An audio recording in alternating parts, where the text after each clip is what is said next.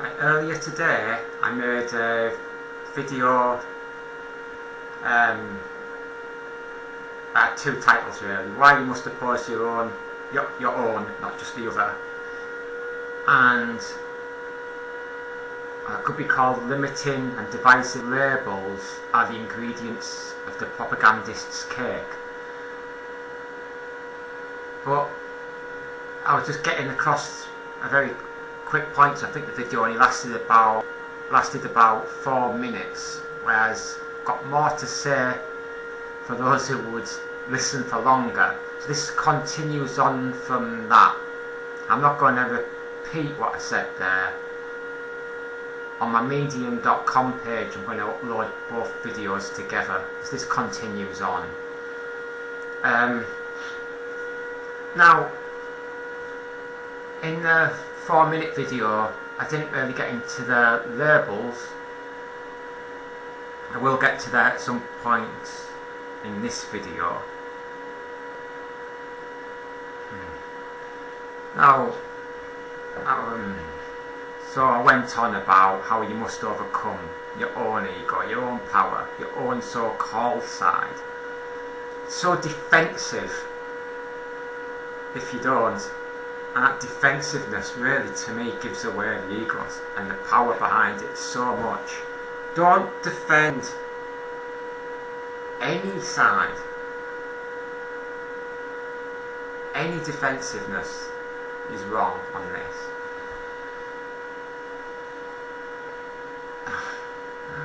It's just so clear cut to me that it's a game of power and ego. You're defending your side. In fact, it's your natural gut reaction instinct. Defend, defend, defend. And doesn't that give it away for you as well? Well, no, I don't know. That's enough for me. There's so much more though. I mean, like, if you looked at everything I've said on this, I don't instantly come out with that. So there's so much to it. Anyway.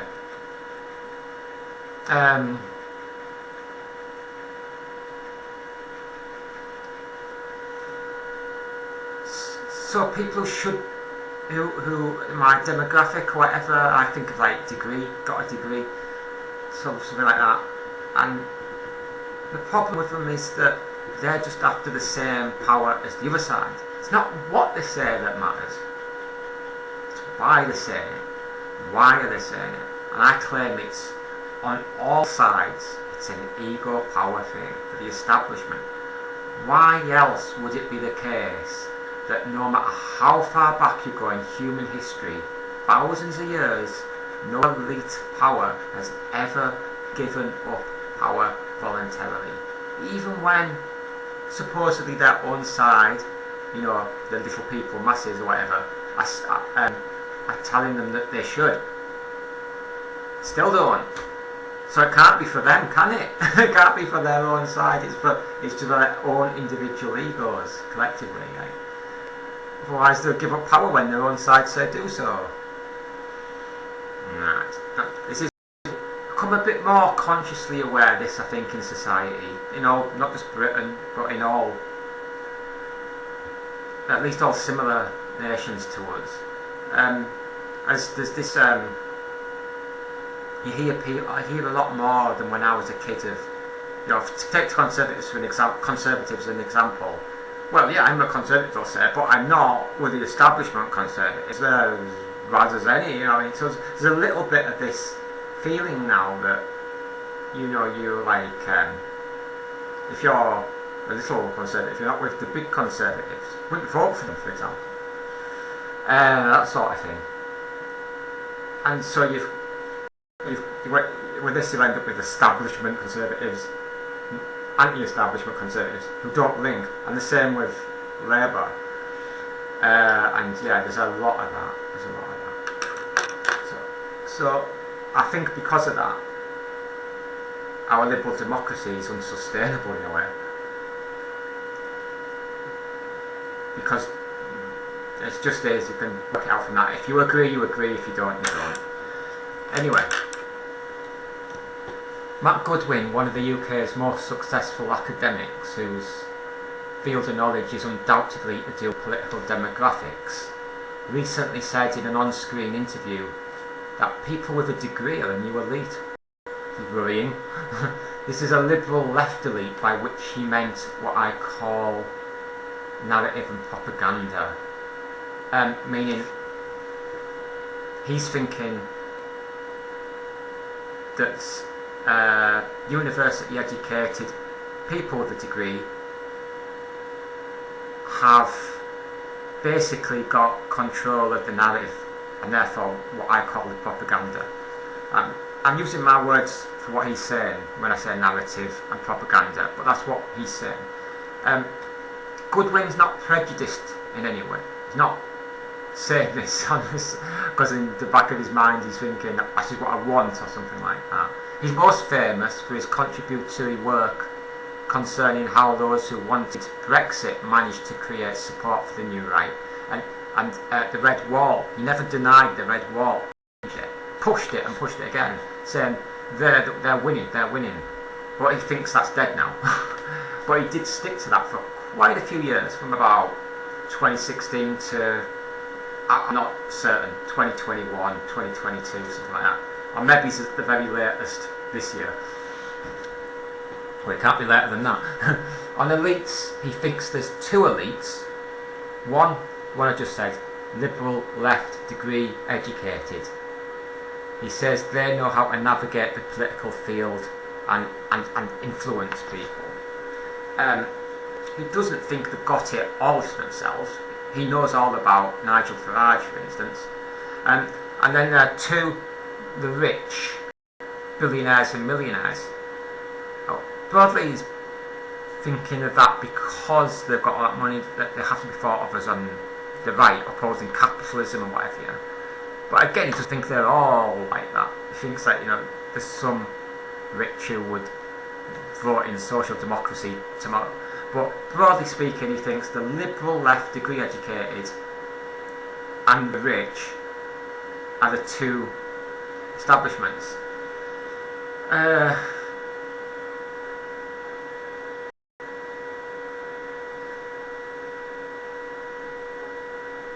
Yeah, and he can. I'm sure he could prove that various ways. Like point to how university student figures vote, stuff like that. Now, on the super rich, I think I'm almost certain he'd bring this in. I admit I haven't heard him say this, but I'm sure this is what he thinks. He would say, well, super rich still count, because even though he's saying that the liberal left university educated have control of the narrative, it's not taught. It's not. So he would point to the super rich with the Murdoch news media empire, with the Daily Express, Mail, GB News in Britain, Fox News in America. Now, and I also think, he would think the UK and the US have got a similar. I'm not going to say, I want to say that with a pinch of salt, because there are cultural differences between Britain and America. So, forget that. Scrub that. Now, Antonio Gramsci, probably the most famous Italian philosopher I can think of the last century. He was like a really hard left intelligentsia, but nevertheless I think Goodwin's going on about a bit of a liberal lefty one there. Now, in terms of what this means, in the Victorian era there was no liberal left, hence gay people risked imprisonment for a very long time, or maybe it's the death penalty. So a conservative elite dominated the narrative in the Victorian era. Again, not totally unchallenged. You look at a lot of the writers from then, they're all on the left. Charles Dickens comes to my mind first and foremost, but basically it seems like pretty much all of them from what I can tell. In the fiction, which is trying to push their agenda through cultural narrative of fiction. Now, as Dickens would openly say, and will have openly said, but the Victorian elite dominated anyway. So, as like in reverse of now I'm saying the liberal elite dominate, but there's this right-wing narrative. But I'm saying, so now I've spent all that time saying all that, I just totally bin it all by saying we need to delay power, not try and grab it. All of that stuff's grabbing, what I've said. I don't associate with others agree if their goals to become elitist. This obsession within society and politics for control of a narrative is so needy and egotistical, and is exactly what propaganda is. Because the one thing propaganda will never say is that they want power.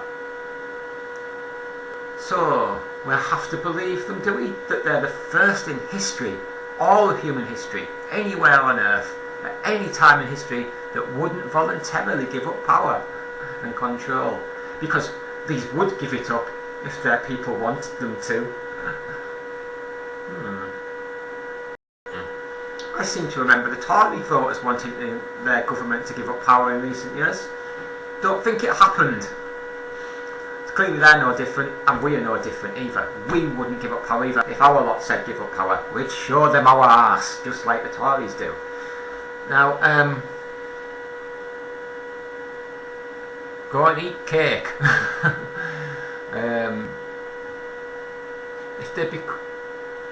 If anyone becomes suspected by me of forming an elite, that is precisely when I want nothing to do with them, as they are the problem that requires a solution. The ingredients all equates to labels, the ingredients of the propaganda. Democrat, Republican, Labour, Tory, left-wing, right-wing, socialist, fascist, Nazi, communist, Marxist, anarchist, socialist, social democrat, nationalist, globalist. It's ridiculous. It's ridiculous. It's laughable. Flush it down the toilet. They're all playing the same game. Then there's all the countries, all the sexes, all the races, all the sexualities. It's Neanderthal. I say that irrespective of who created the labels. Who gives a crap? But the ones in power, the propagandists, play with the labels for their power and control. They need us. Oh, it's so bloody obvious. So, for example, a newspaper will print stuff that is all innocent, such as puppy stories. That will definitely include cute pics of those puppies, and they will have fashion section, sports section, celebrity section, TV section. There'll even be objective news. But the political stories will slant this way or that, as will the comment page. And this will be sustained for 150 years, run relentlessly if required. And will always use the above list of labels. Who I've just really said I'm really sad to use those labels. Hence, there will be a selection bias, and then the reader will automatically do confirmation bias, and it's a perfect match. That is dangerous and circles round and round and round and round and round and round forever, much to the delight of the billionaire owners. But don't be fooled. They might have a slant, but they would lose everything if it wasn't for the other side. Because who would they then be able to challenge with these labels? They need those labels. Like Romeo needed Juliet. They don't just want them a bit, they need them. They absolutely need them.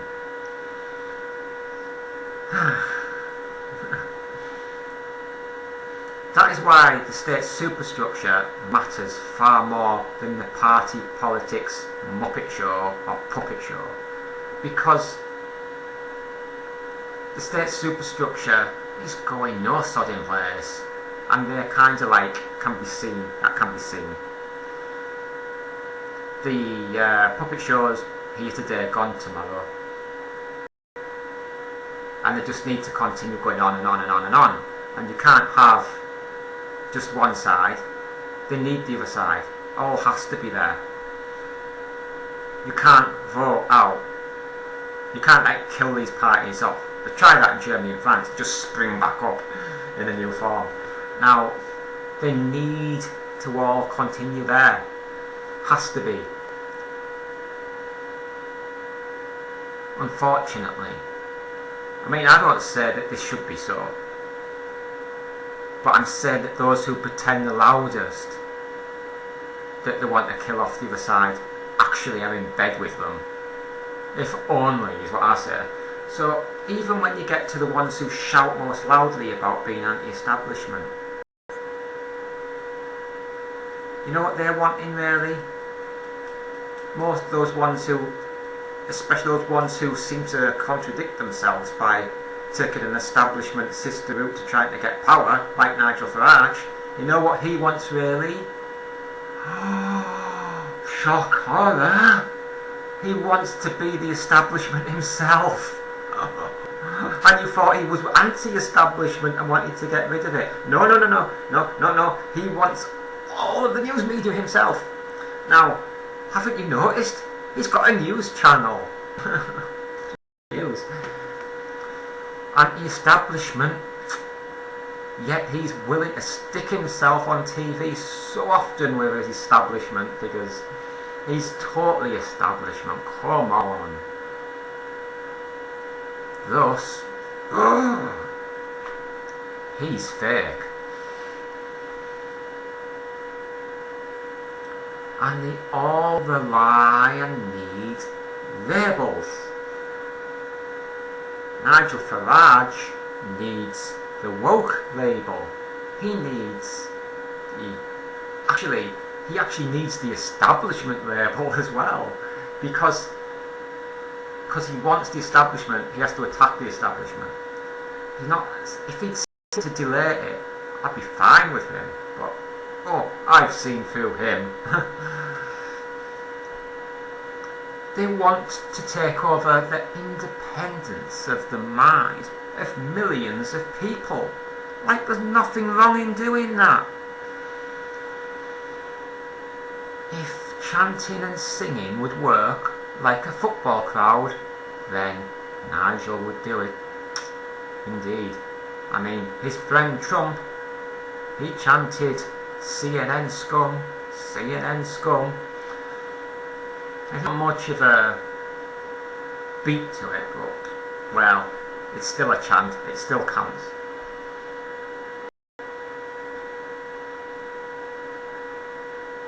Now, for me, intelligence requires a moral compass. So, I think that the establishment, the superstate superstructure, is intelligent.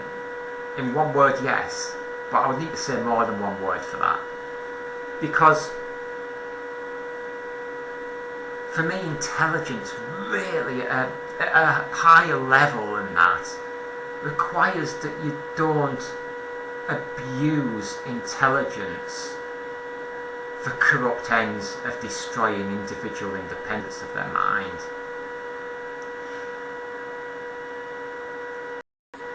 Meanwhile, those who have fallen for power and control and propaganda, the little people who have been brainwashed, you recognise them as the people who are least critical of power and control. My God, say it quietly, some people get defensive for them. Oh dear. Now that is really, really having lost. It is not the people in power, state superstructure, that those brainwashed people criticise that are their problem. Their problem is the people in the state superstructure who have brainwashed them. So, for example, if I had succumbed to the liberal elite, and their power and control, and I was supporting them and defensive of them, then they would be my poison, not the Fox News, Daily Mail, any of that stuff. They would be the ones. They're also part of the state superstructure, but I wouldn't have fallen for their poison. So for me, they're innocent. Other people are guilty. Now, for me, the poison would have been the ones I have fallen for. You know, put it obviously like this. When Germans fell for the Nazis, were the opposition to the Nazis their problem? I don't think so.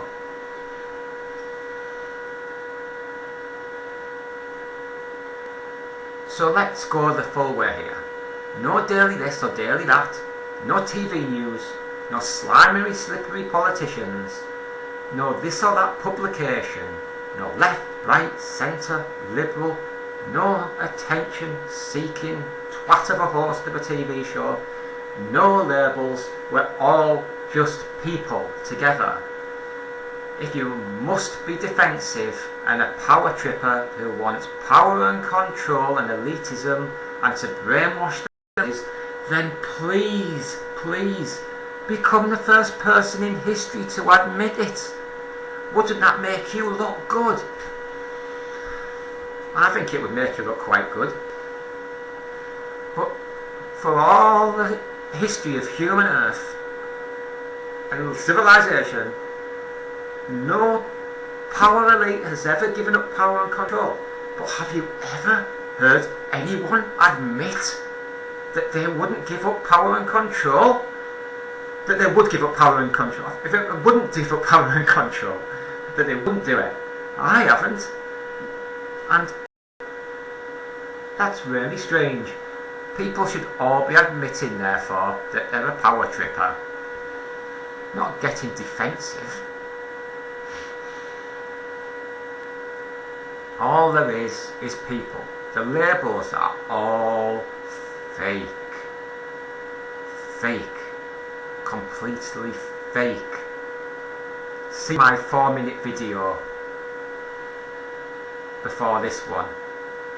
So if we keep going down this road where we all want to attack the other scapegoated twat who's really hurting my ego, then that's the road to Disasterville, because they'll do it back to you.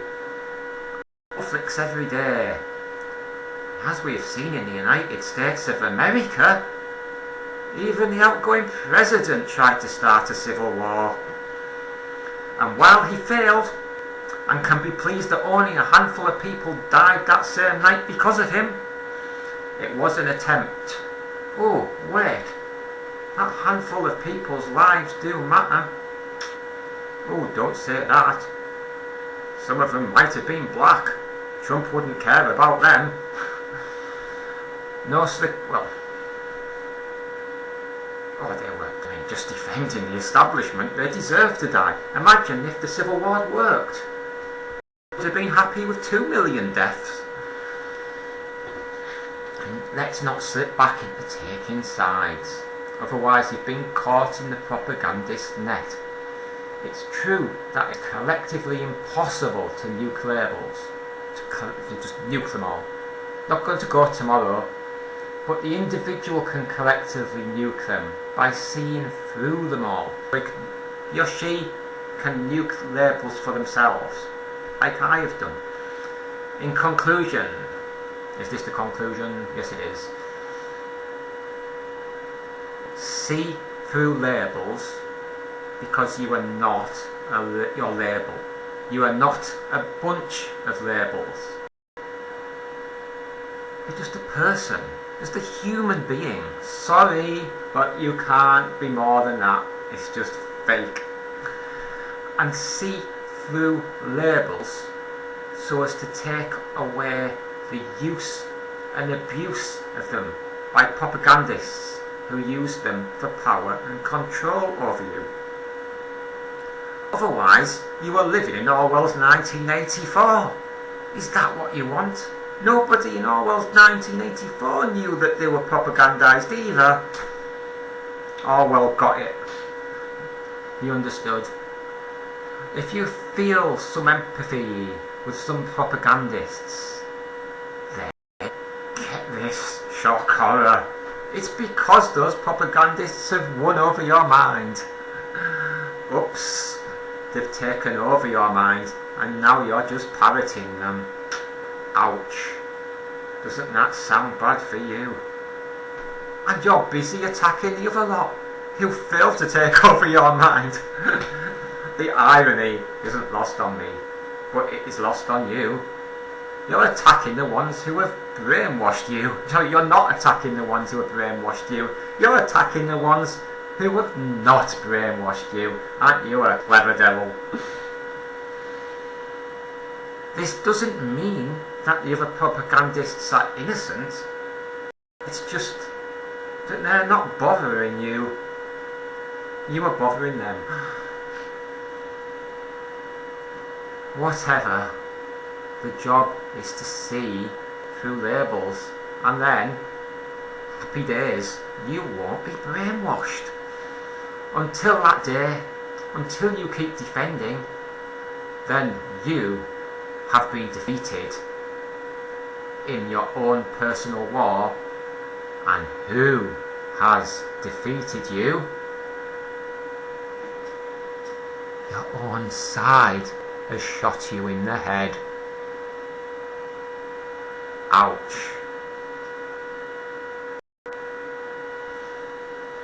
Bye bye.